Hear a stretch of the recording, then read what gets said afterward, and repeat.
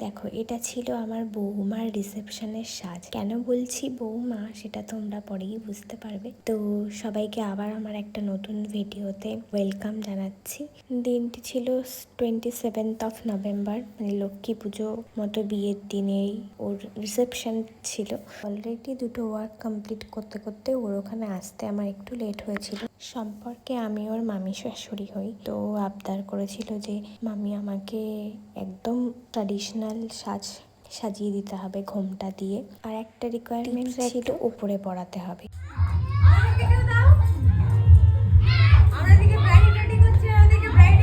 এটা ছিল আমাদের দিদি। তো বেশ মজা করতে করতেই আমরা তাড়াতাড়ি ফেললাম আমাদের সুন্দরী বৌমাকে।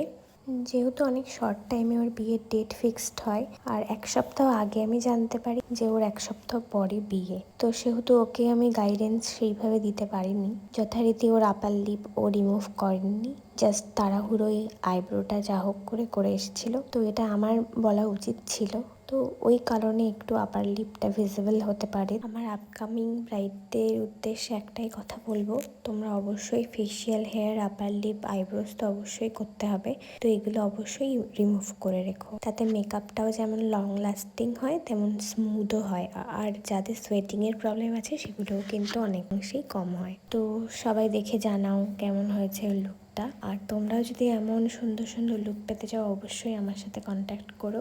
Thank you for watching.